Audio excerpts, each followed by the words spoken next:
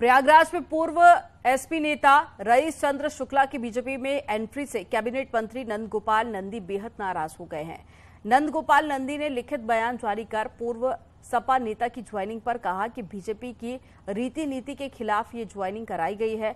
Rice Shukla का BJP में आना साजिश हो सकता है।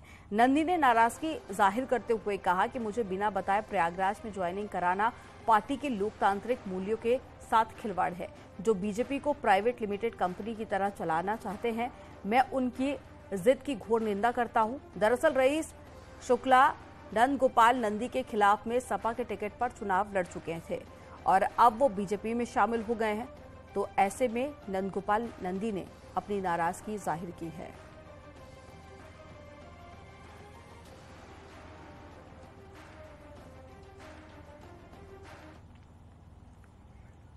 अयोध्या में तेजी से भगवान श्री राम के भव्य मंदिर का निर्माण तेजी के साथ में चल रहा है, तो वहीं 155 देशों से इकट्ठा किए गए जल से रामलला के निर्माणाधीन मंदिर का जलाभिषेक किया जाएगा।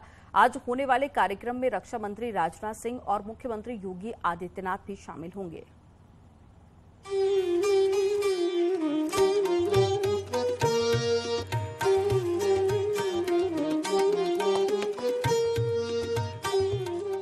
राम की नगरी में रामलला के नए मंदिर का काम न सिर्फ तेजी के साथ आगे बढ़ रहा है, बल्कि माना जा रहा है कि जल्द ही रामलला अपने स्थायी मंदिर में विराजमान होकर भक्तों को दर्शन देंगे। एक तरफ मंदिर निर्माण का काम तेजी से हो रहा है, तो दूसरी तरफ राम जन्मभूमि परिसर में 155 देशों से इकट्ठा किए गए जल को लाया जाएगा और मंदिर की दहलीज का जलाभिषेक किया जाएगा। 23 अप्रैल को होने वाले इस कार्यक्रम को लेकर प्रशासन ने तैयारी पूरी कर ली है।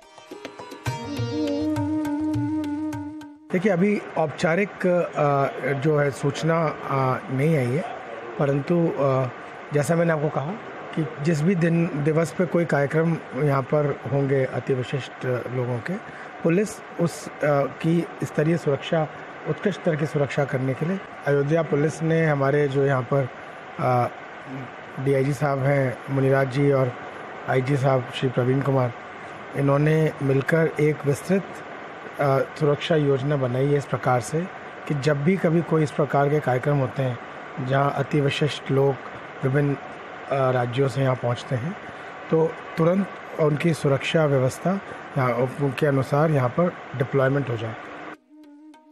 जलाभिषेक के कार्यक्रम में रक्षा मंत्री राजनाथ सिंह, सीएम योगी आदित्यनाथ और बाबा रामदेव के अलावा 10 देशों के प्रतिनिधि और प्रवासी भारतीय हिस्सा लेंगे। कार्यक्रम को लेकर बेहद कड़ी सुरक्षा व्यवस्था की गई।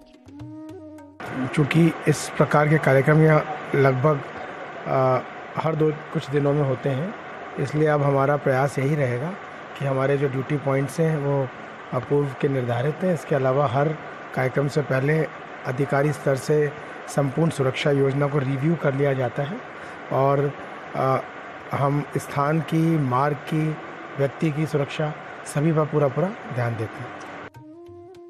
कई देशों के प्रतिनिधियों और प्रवासी भारतीयों की मौजूदगी में दुनिया भव्य राम मंदिर की दहलीज के जलाभिषेक को देखेगी, जो राम भक्तों के लिए मंदिर निर्माण के पूरा होने की तरफ बढ़ते तेज कदमों में से एक है। निमिष गोस्वामी, न्यूज़ 18, अयोध्या।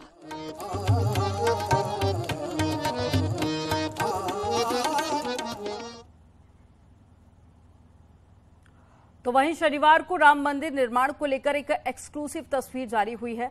मंदिर निर्माण की तस्वीर जन्मभूमि तीर्थ क्षेत्र ट्रस्ट ने जारी की। अक्षय तृतीया के मौके पर राम मंदिर निर्माण की तस्वीर जारी हुई, जिसको आप देख सकते हैं। मंदिर की छत डालने का काम चल रहा है और इस साल के अंत तक मंदिर का गर्भगृह बनकर तैयार हो जाएगा।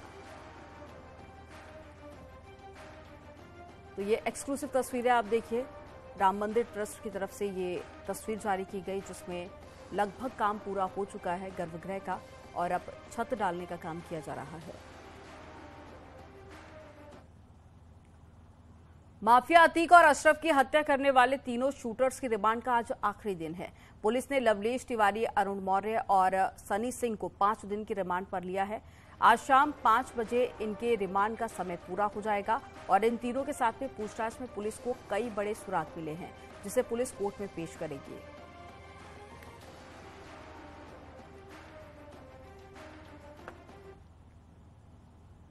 जब से माफिया